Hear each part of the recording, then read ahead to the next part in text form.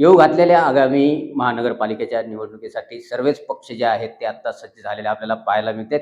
यातच आपण जर बघितलं तर शिवसेना शिंदे गट देखील पूर्ण जोमाने जो आहे तो लागल्याचं आपल्याला पाहायला मिळतंय आणि आपल्यासोबत महानगर प्रमुख राजेशजी वाबळे आहेत. आपण त्यांच्याशी बातचीत करणार आहोत. काय सांगाल एकंदरीत तुम्ही आज फॉर्म किंवा इच्छुक उमेदवारांचे फॉर्म भरून घेतलेत. जवळपास किती उमेदवार तुमच्याकडे इच्छुक आहेत आणि काय सांगाल एकंदरीत?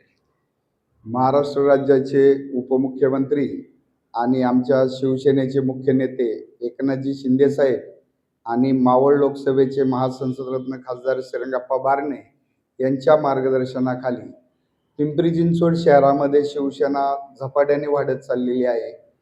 मुख्यमंत्री असताना आमचे जे मुख्य नेते आहेत एकनाथजी शिंदे साहेब यांनी जी लाडकी बहीण योजना आणलेली त्याचा इफेक्ट बऱ्यापैकी झालेला आहे.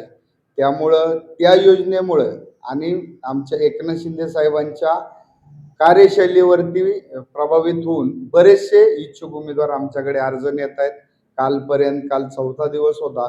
कालपर्यंत 179 अर्ज वाटप झालेले आहे आणि चांगला प्रतिसाद मिळतोय. धन्यवाद. आपण जर बघितलं तर नगरपंचायतीच्या निवडणुका झाल्या त्यामध्ये बऱ्याच ठिकाणी जे आहे ते धनुष्यबाण आणि मशाल हे दोन्ही एकत्र येऊन लढले होते. एकंदरीत असं चित्र निर्माण होईल? नाही, पिंपरी चिंचवडमध्ये शक्यता नाही अशी काहीच. कारण आमचा जो शिवसेना पक्ष आहे धनुष्यबाण चिन्हावरतीच आम्ही सर्वजण निवडणुका लढवतोय. त्यामुळं मशाल आणि धनुष्यबाण एकत्र नाही येऊ शकत.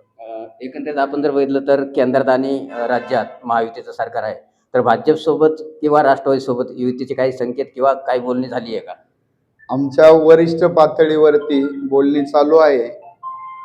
सर्व म्हणजे जे आमचे मित्रपक्ष आहेत त्या मित्रपक्षांबरोबर बोलणी चालू आहे आणि वरिष्ठ आमचे राज्याच्या लेवलवरती बोलणी चालू आहे. आणि तसेच पिंपरी चिंचवड शहरामध्ये आमचे खासदार महासंसदरत्न खासदार श्रीरंगप्पा बारणे यांचे हे निर्णय घेतले.